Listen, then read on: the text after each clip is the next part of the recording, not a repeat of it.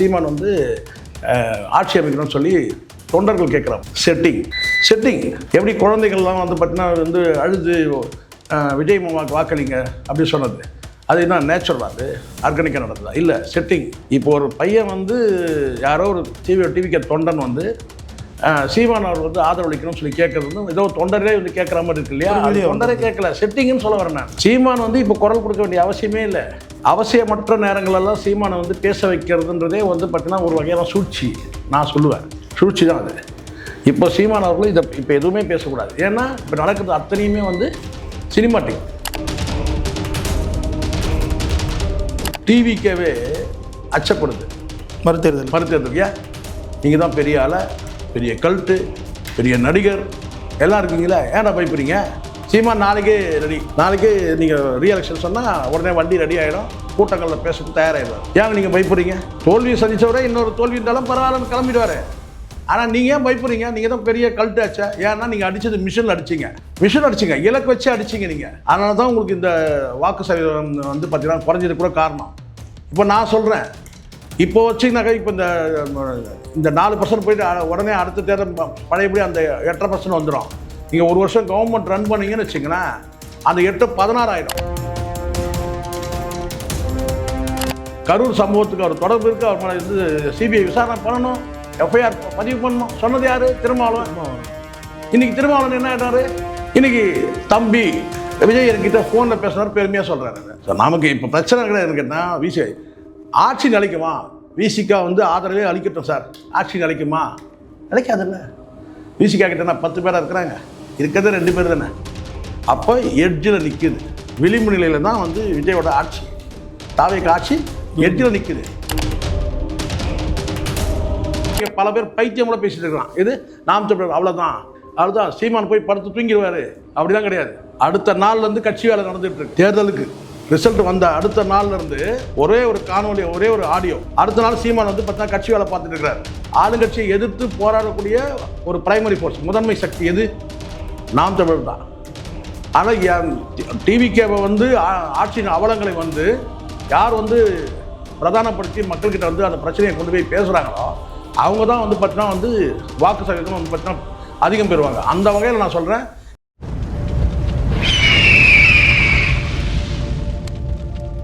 அரசியல் கருட நேயர்களுக்கு வணக்கம். இன்று நம்மோது நீங்கள் சிறப்பு மூத்த பத்திரிகையாளர் செக்வரா ஜெய்சங்கர். வணக்கம் சார். வணக்கம் சார். 2026 தேர்தல் பரப்புரையின் போது டிவிகேவை வெகுவா விமர்சித்த கட்சியாக வந்து நாம் தமிழர் தான் இருந்தாங்க கருத்தியல் ரீதியாக. ஆனால் இப்போது டிவிகேக்கு ஆளுநர் மூலமாக ஒரு பிரச்சனை என்னும்போது வெகுவா வாய்ஸ் ரைஸ் பண்ணுறதுக்கூடிய கட்சியாகவும் நாம் தமிழர் தான் இருக்காங்க. ஆனால் விஜய் அவர்கள் இந்த விதத்தில் மௌனம் காக்கிறாரு. டிவிகேயோட தொண்டர்கள் பேசக்கூடிய வீடியோக்கள்லாம் வெளிவருது, சீமான் இதில் வந்து விஜய்க்கு ஆதரவாக குரல் கொடுக்கும் அப்படின்ற மாதிரி. எப்படி பார்க்குறீங்க இது? இல்லை, இதில் வந்து என்டிகே வந்து இப்போது மௌனமாக இருக்கிறது தான் சரி, மௌனன்றதை விட அமைதியாக இருக்கிறது தான் சரி. ஏன்னா இப்போ என்டிகேக்கு இதில் ரோல் இல்லை. இப்போ நடக்கிறது அத்தனையுமே வந்து கேலி கூத்துக்கள்.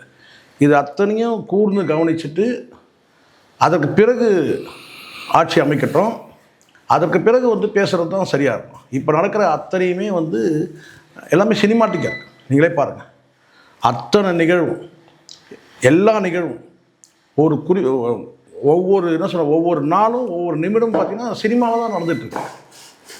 3 முறை இது வரைக்கும் கவர்னர் சந்தித்த சிஎம் கேண்டிடேட் எங்கேயாவது நீங்கள் பார்த்துருக்கீங்களா? அப்போது இதில் வந்து என்ன தெரியுது, எல்லாமே சினிமா தான். அதாவது பல முறை கேட்டு மறுத்த மாதிரி ஒரு சீன் கிரியேட் ஆகணும், சீன் கிரியேஷன் எல்லாமே. இப்போ நீங்கள் இந்த ரூட்ன்ற அமைப்பில் இருக்கிற ஜெகதீஷ் என்ன பண்ணிட்டு இருக்காருன்னு நீங்கள் நினைக்கிறீங்க? இப்போ நீங்கள் ஒரு வார்த்தை சொன்னீங்களா, என்ன சொன்னீங்க? சீமான் வந்து ஆட்சி அமைக்கணும்னு சொல்லி தொண்டர்கள் கேட்குறாங்க. செட்டிங்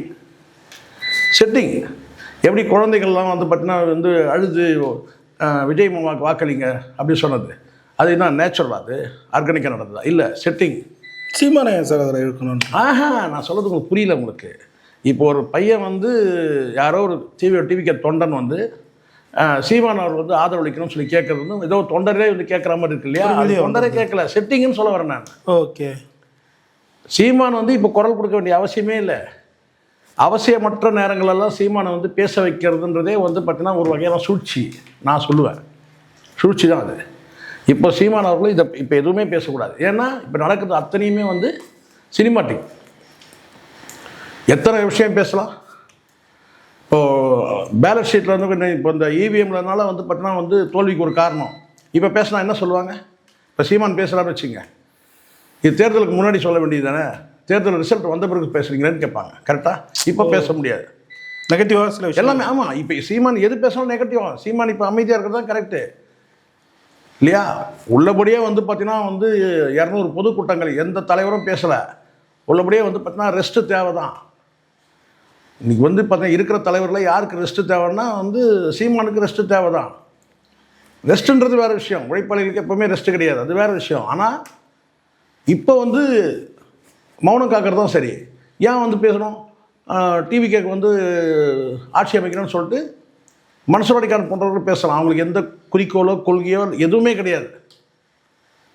புரியுதா சொல்கிறது? ஒரு அரசியல் கட்சிக்கு தலைவராக இல்லை என்ன இருக்குது, ஒன்றும் கிடையாது. ஆனால் சீமானம் அப்படி பேச முடியாது. நீங்கள் வந்து இவரை வந்து இது நம்ம புரோக்கர் வேலையை பார்க்க முடியும். இவரை உட்கார வைங்க, அவரை உட்கார வைங்க.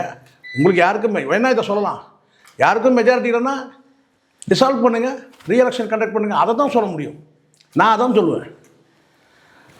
உங்கள் மெஜாரிட்டி இருந்துச்சுன்னா ஒரு 6 மாத காலம் விட்டுட்டு வேடிக்கை பார்க்கலாம். அந்த 6 மாதத்தில் என்னெல்லாம் அவலங்கள்லாம் நடக்குது அப்படின்னு சொல்லி பார்க்கலாம். ஆனால் இப்போ வந்து பார்த்திங்கன்னா மெஜாரிட்டியே கிடையாது சார், யாருக்குமே மெஜாரிட்டி கிடையாது. யார் ஆட்சி அமைச்சாலும் அது வந்து பார்த்தா மக்களுக்கு விரோதமானது, மக்கள் எண்ணத்துக்கு எதிரானது. அது ஏடிஎம்கே டிஎம்கே வச்சாலும் சரி, டிஎம்கே ஏடிஎம்கே வச்சாலும் சரி, டிவிகே டிஎம்கே வச்சாலும் சரி, டிவிகே ஏடிஎம்கே வச்சாலும் சரி, ஏடிஎம்கே டிவிகே வச்சாலும் சரி, டிஎம்கே டிவி யார் வச்சாலும் வந்து பார்த்தீங்கன்னா கூட்டணி வச்சாலும் மக்கள் எண்ணத்துக்கு விரோதமானது. நீங்கள் முக்கோணம் மோதல் பண்ணிட்டீங்க, முக்கோணம் மோதல். ஏன்னா பிரச்சாரமே நீங்கள் பண்ணிட்டீங்க, எதிர்த்து பிரச்சாரம் பண்ணிட்டீங்க. இவன் ஊழல் சக்தி, இவன் தீய சக்தி. அப்புறம் அந்த தீய சக்தி காலை தான் நக்குறீங்க போயிட்டு தானே உண்மை. என்ன டைரெக்டாக போல் இப்போ அந்த வாக்குகள் வாங்கின விசிகாக்கிட்டையும் கம்யூனிஸ்டுகள்கிட்டையும் எப்படி இருந்தாலும் அவங்க தீய சக்தியோட ஓட்டு இருக்கலடாங்க. என்ன நியாயம்? ஏற்றுக்க முடியாது. ஆமாம், தப்பு இல்லை. இது மக்கள் எண்ணத்துக்கு விரோதமானதா இல்லையா? நிச்சயமா. இதை வந்து இவ்வளோ காலம் பேசாமல் நீங்கள் சட்டத்தை காமிச்சு மக்களை ஏமாத்துறீங்க. வாக்களிக்கும் போது 1000 குற்றம் குறைகளை சொல்லுவீங்க, வாக்குகளை வாங்கிடுவீங்க. ஜெயிச்சு வந்த பிறகு என்னன்னு கேட்டிங்கன்னா யாரெல்லாம் குற்றம் குறை சொன்னீங்களோ அவங்களும் வந்து பார்த்தா சிண்டிகேட் போடுவீங்க. அவங்க வந்து பேசணுன்றது என்னங்க இது? இதில் வந்து சீமான் வந்து பேசணும். ஏன்னா புரோக்கர் வேலை செய்யணுமா? சீமான் வந்து ஆளுநர் வந்து நீங்கள் ஆட்சி அமைக்க இப்படி சொல்லி தான், இப்போ புரியுதுங்களா? இப்படி சொல்ல வைக்கிறது இருக்கிற வெளிப்படையாக சொல்லு. சீமான் அவர்கள் வந்து பிரச்சாரத்தில் வந்து பார்த்தீங்கன்னா எனக்கு வாக்களிங்க இல்லை என் தம்பிக்கு வாக்களிங்கன்னு சொன்னதே தவறு. காரைக்குடியில் அந்த வேட்பாளரை வந்து கட்டி அணைச்சது தவறு. இதெல்லாம் வெள்ளேந்தித்தனமாக பேசணும். விளைவு வந்து பார்த்திங்கன்னா வந்து நாம் தமிழருக்கு வந்து வாக்குகள் இழப்பு. இல்லைன்னா கண்டெல்லாம் வந்து அறிவுரை சொல்கிற அளவுக்கு ஆயிடுச்சு இல்லை இன்றைக்கி சீமான் நிலைமை. சார் இன்னொரு விஷயம், இப்போது நான் ஆரம்பத்திலே கேட்ட மாதிரி விஜய் அவர்களுக்கு தொடர்ச்சியாக ஆளுநர் சிக்கல் வச்சுட்டு வர்றாரு. இப்போது நேற்று வந்து சிபிஐ சிபிஎம் அவங்க ஆதரவை தந்திருந்தாங்க, விசிகாவும் தனது ஆதரவை தரதா சொல்லியிருந்தாங்க. ஆனால் வந்து இன்னும் அவங்க லெட்டர் தரல அப்படின்றத இப்போ வரைக்கும் நம்ம பேசிகிட்டு இருக்க வரைக்கும் நிகழ்ச்சியாக இருக்குது. ஐயுஎம்எல் ஆதரவு கொடுத்து பின் வாங்கிட்டாங்க. அமமுகவோட எம்எல்ஏ கிட்ட நைட் சைன் வாங்கின மாதிரி ஒரு வீடியோ வெளியாகுது. அவர் அதுக்கப்புறம் வந்து என்ன சொல்கிறார், நான் போடல அப்படின்றாரு. ஸோ விஜய் வந்து ஆட்சி அமைப்பது சிக்கல் நீடித்துதான் வருது. நீங்கள் என்ன நினைக்கிறீங்க? இல்லை, முதல்ல நான் என்ன நினைக்கிறேன்னா, ஒரு விஷயம் உங்களுக்கு தெரியும்னு நினைக்கிறேன். நம்ம சாதாரண மக்களுக்கு புரிகிற மாதிரி பேசலாமே. சாதாரண மக்களுக்கு இப்போ நம்ம வெளியூர் பயணம் போகிறோம், எல்லாத்தையும் நம்ம வாகனத்தில் ஏற்றுவோம். வெளியூர் பயணம் டூர் போகிறோம், வீட்டு நம்ம உணவுக்கு தேவையான இப்போ ஆன் தி வேலை ஏதாவது பசி எடுத்தாலும் கூட நம்ம உணவு சமைக்கிற அளவுக்கு நம்ம ஒரு சின்ன சிலிண்டர் தூக்கி போட்டுப்போம். எல்லாம் சாப்பாடுக்கு பாரு அரிசி கிரிசி ரெடிமேடாக செஞ்சாலும் சரி, இல்லை மார்னிங் டிஃபனு எல்லாத்தையும் எடுத்துகிட்டு நம்ம டூர் கிளம்பி போவோம். ஒரு நல்ல லாங் டூர் எது வேணும் முதல்ல, இது எல்லாம் இருந்தாலும் கூட பார்த்திங்கன்னா நம்ம தொலைதூர பயணம் போகிறோம், நமக்கு என்ன தேவை? கார் வாங்கினேன், கார் இருக்குது, காரில் எல்லாமே ஏற்றிடுறோம். சரக்கு அத்தனை வந்து இப்போ சரக்கு மீன்ஸ்னா நீங்கள் சொல்கிறது நான் வந்து தேவையான பொருட்கள் எல்லாமே தேவையான பொருட்கள் அத்தனையுமே நம்ம ஏற்றிக்கிட்டு நம்ம பயணப்படுறோம். ஆனால் இது எல்லாத்தோட என்ன தேவைன்னா ஸ்டெப்னின்னு ஒன்று தேவை. திடீர்னு பஞ்சர் ஆகிடுச்சுன்னா வீலை மாற்றி காட்டி போடுறதுக்கு தேவை. அப்படியே அந்த ஸ்டெப்னி இருந்தாலும் உடனே அதை வந்து இப்போ ஆன் தி வேலை கொடுத்து ரெடி பண்ணி வச்சுக்கணும். ஏன்னா அடுத்த வீல் பஞ்சர் ஆச்சுன்னா அதுவாகும். ஏன்னா அப்படி இப்போ ஸ்டெப்னியே இல்லைன்னு வச்சுங்க, 4 வீல் தான் இருக்குது, 4 வீல் தான் இருக்குது.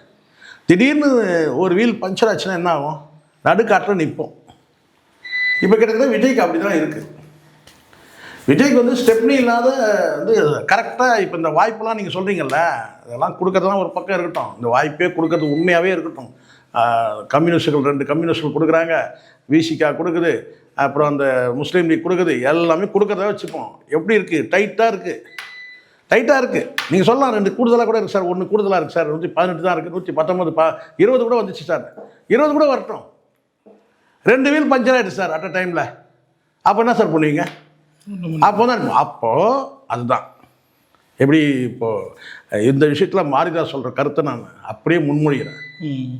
உள்ளபடியே பார்த்தீங்கன்னா ஒரு கூடுதலாக ஒரு 5 எக்ஸ்ட்ரா இருக்கணும். 5 எக்ஸ்ட்ரா இருக்கணும்.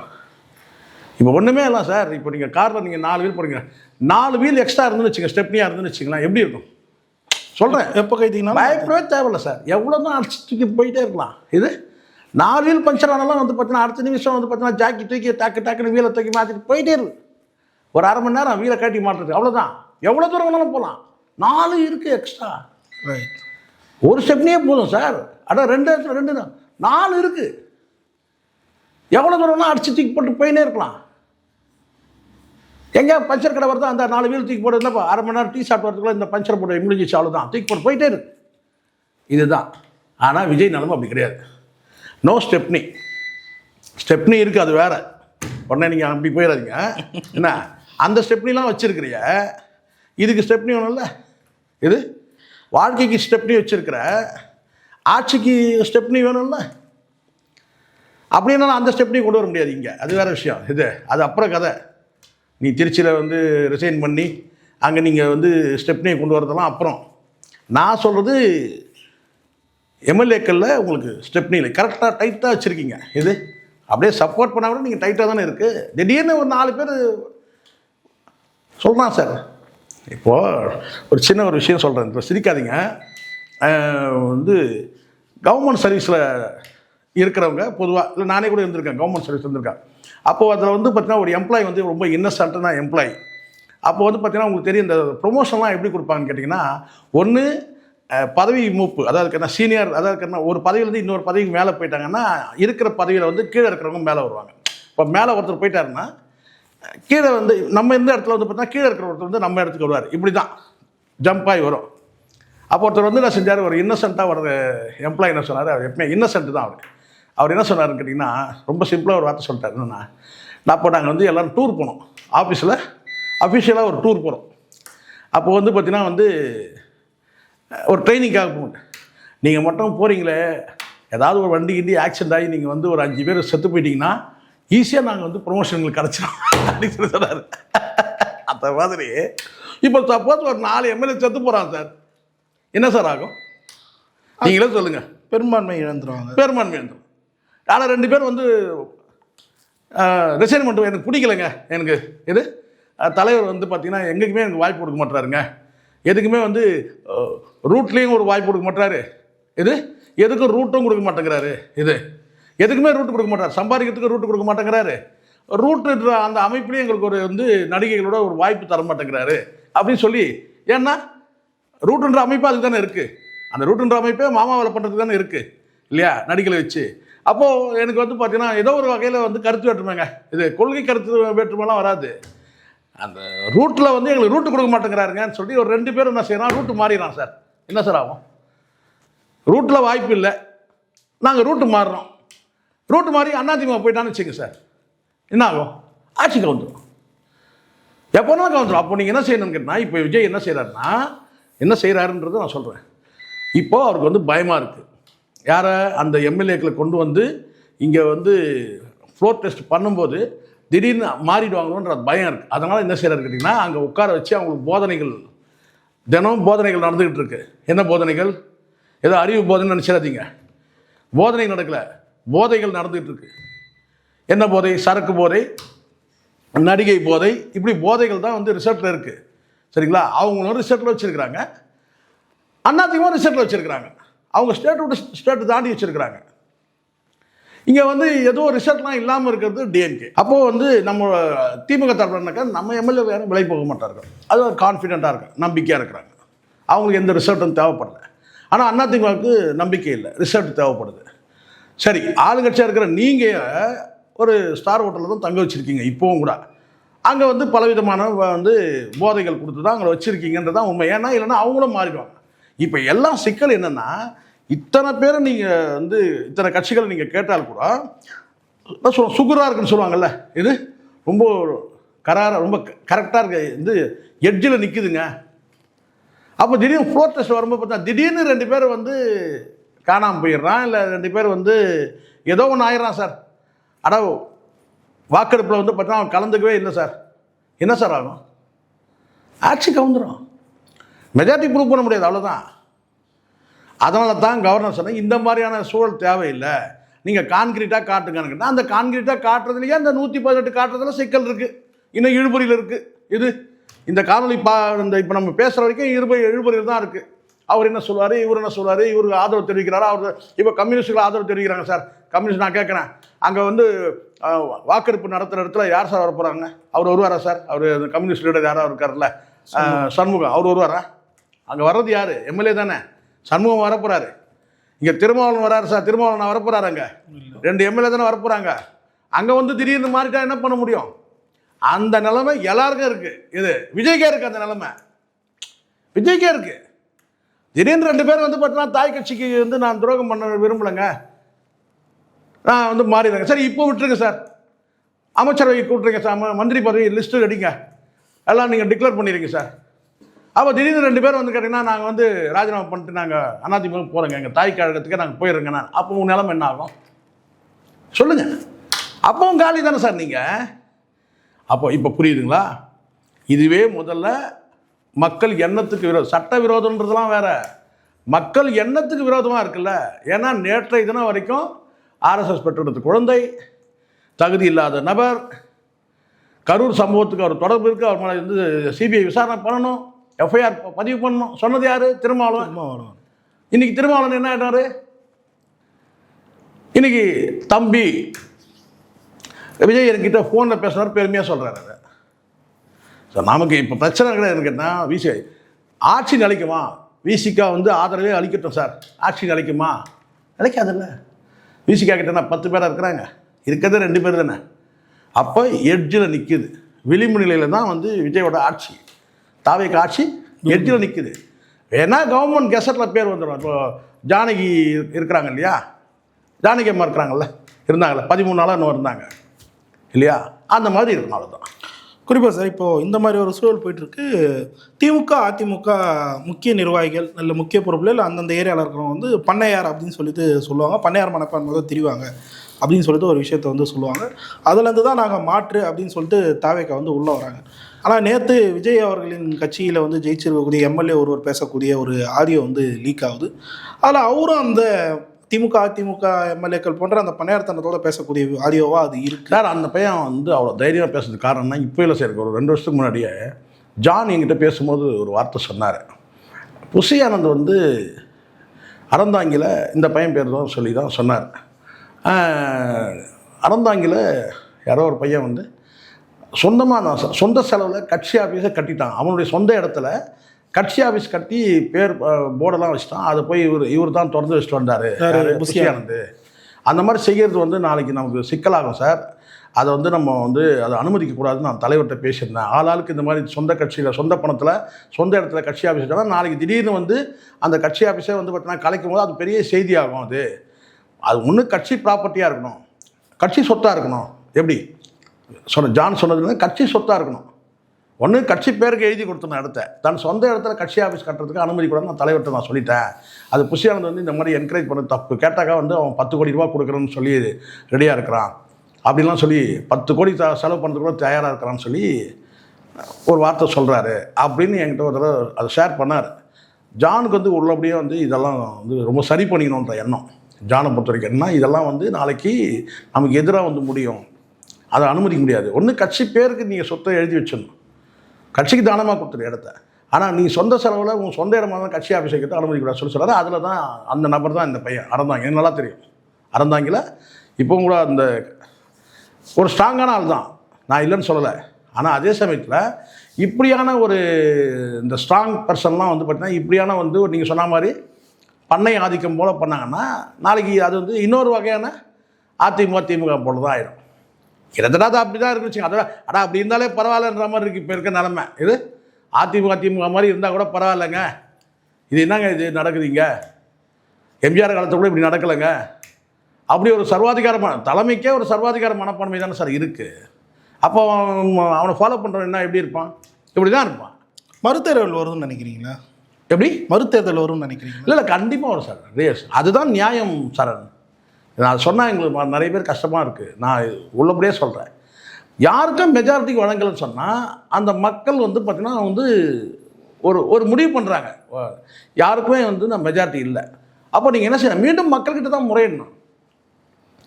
மக்கள் ஒரு விஷயத்தை நீங்கள் கேட்குறீங்க சார், அதை மறுக்கிறாங்க சார், 3 பேருக்குமே மறுக்கிறாங்க. திருப்பி அதே மக்கள்கிட்ட போய் நீங்கள் முறையிடுங்க. அப்போ யாருக்கு வாய்ப்பு தராங்களோ அவங்க ரூலிங் வரட்டும். அதுதான் கரெக்ட். மறுதேர்தல்னு இப்போ வரும்போது என்டிகே அதில் பர்ஃபார்ம் பண்ண முடியும்னு நினைக்கிறீங்க? கண்டிப்பாக பண்ண முடியும். எப்படி சொல்ல? கண்டிப்பாக பண்ண முடியும், நிச்சயமாக பண்ண முடியும். நான் எதிர்பார்க்கேன் கண்டிப்பாக பண்ண முடியும். என்ன ஃபேக்டர்ஸ்? ஃபேக்ட் என்ன கேட்டால் இது ஒரு வகையான வந்து பார்த்தீங்கன்னா வந்து இப்போ நான் ஃபேக்ட் நீங்கள் கேட்குறேன், இதுக்கு பதில் சொல்லுங்கள். டிவிக்கேவே அச்சப்படுது மறுதேர்தல். நீங்கள் தான் பெரிய ஆளை, பெரிய கல்ட்டு, பெரிய நடிகர், பெரிய பிம்பம், இந்த உச்சத்தை விட்டு வந்து உச்சம் சொச்சம் எல்லாம் இருக்கீங்களா, ஏன்டா பயப்படுறீங்க? சீமான் நாளைக்கே ரெடி. நாளைக்கே நீங்கள் ரீஎலெக்ஷன் சொன்னால் உடனே வண்டி ரெடி ஆகிடும், கூட்டங்களில் பேசுறதுக்கு தயாராகிடுவார். ஏங்க நீங்கள் பயப்படுறீங்க? தோல்வியை சந்தித்தவரை இன்னொரு தோல்வி இருந்தாலும் பரவாயில்லன்னு கிளம்பிடுவார். ஆனால் நீங்கள் ஏன் பயப்படுறீங்க? நீங்கள் தான் பெரிய கல்ட்டு ஆச்சா. ஏன்னா நீங்கள் அடித்தது மிஷினில் அடிச்சிங்க, இலக்கு வச்சு அடிச்சிங்க நீங்கள். அதனால தான் உங்களுக்கு இந்த வாக்கு சதவீதம் வந்து பார்த்தீங்கன்னா குறைஞ்சது கூட காரணம். இப்போ நான் சொல்கிறேன், இப்போ வச்சிங்கனாக்கா இப்போ இந்த 4% போயிட்டு உடனே அடுத்த தேர்தல் பழையபடி அந்த 8.5% வந்துடும். நீங்கள் ஒரு வருஷம் கவர்மெண்ட் ரன் பண்ணீங்கன்னு வச்சிங்கன்னா அந்த 8 16 ஆகிடும். நீங்கள் தான் முடிவு பண்ணணும்.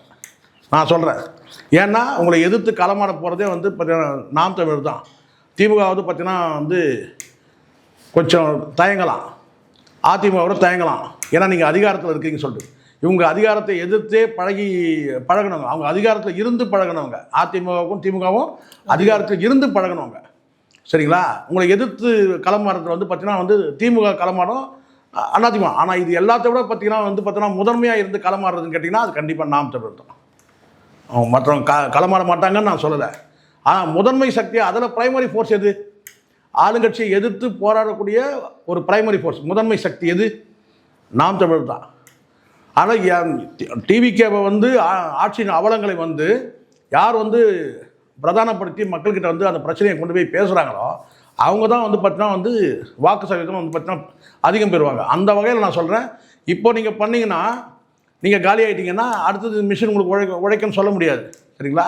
அந்த இழந்த 4% வந்துடும், திருப்பி அது 8% நார்மலுக்கு வந்துடும். ஒரு வருஷம் நீங்கள் கவர்மெண்ட் ரன் பண்ணிங்கன்னு வச்சுக்கலாம், ஒரு வருஷம் கூட தேவையில்லை எனக்கு தெரிஞ்ச வரைக்கும், ஒரு 6 மாதம் பண்ணுங்கள். இது அதுக்குள்ளே சந்தி சிரிக்கும் உங்கள் நிலமை, பல வகையில் சிரிக்கும்.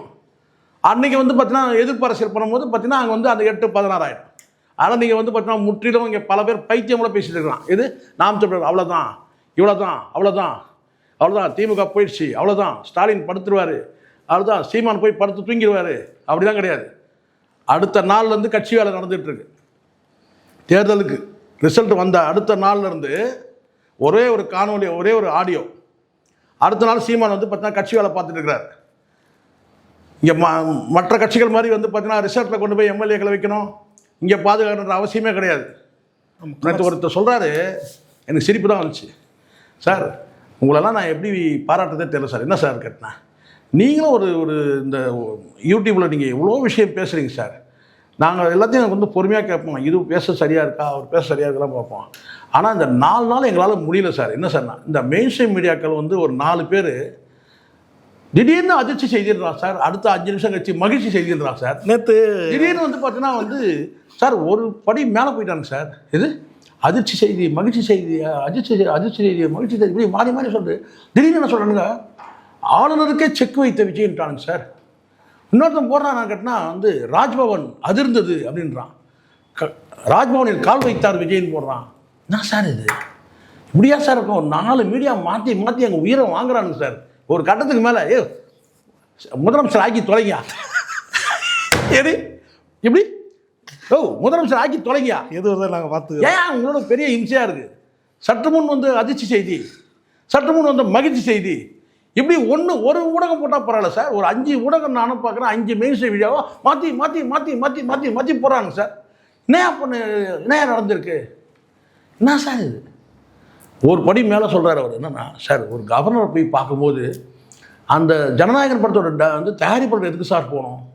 ஒரு ஆட்சி அமைக்கிறதுக்கு ஒரு கவர்னருக்கு அழைப்பு கொடுக்கும்போது பார்த்தீங்கன்னா அதையும் கவர்னர் ஆஃபீஸில் இருக்கும் எப்படி அலோவ் பண்ணுறாங்க? கவர்னர் ஆஃபீஸுக்கு ஒரு மரியாதை இருக்குல்ல சார். எந்த காலத்தில் ஜெயலலிதா வந்து சசிகலாவோட போயிருப்பாங்களா கவர்னர் சந்திக்கிறதுக்கு? எப்பயாவது போயிருப்பாங்களா? என்ன சார் இது சம்மந்தமே இல்லாமல் வந்து பார்த்தீங்கன்னா வந்து ஜனநாயகன் படத்தோட வந்து தயாரிப்பாளர் வந்து போய் கவர்னர் பக்கத்தில் நின்று வந்து எப்படி சார் இதெல்லாம் அலோவ் பண்ணுறாங்கன்னு. இப்போ பார்த்தீங்களா, ஆரம்பமே மரபு, எது சட்டம் விதி மரபு எல்லாம் மீறப்படுது. சட்டம் விதி மரபு எல்லாம் மீறப்படுது. அப்போ என்ன நடக்கும்? இதெல்லாம் தான்னா சர்வாதிகார ஆட்சி தான் இருக்கும். அப்போ இந்த சர்வாதிகார ஆட்சியை எதிர்த்து களமாடுறது யார் ஆடுவாங்க? யார் களமாட முடியும்? முதல்ல எத்தனை வழக்குகள் வந்தாலும் பரவாயில்ல, சிறை வந்தாலும் பரவாயில்லன்னு சொல்லக்கூடிய நாம் தமிழ் தான் களத்தை இறங்கி போராடுவாங்க. முதன்மை சக்தியாக இருப்பாங்க. பிரைமரி ஃபோர்ஸ்ன்றாங்கல்ல, முதன்மை சக்தி. தாவேக்காவை எதிர்த்து போராடக்கூடிய முதன்மை சக்தியே வந்து பார்த்தீங்கன்னா நாம் தமிழ் தான் இருக்குன்றது என் நம்பிக்கை. ஓகே சார், பல்லர் கேள்விக்கு தெளிவாக இருந்துச்சு. நேரத்துக்கு நன்றி சார்.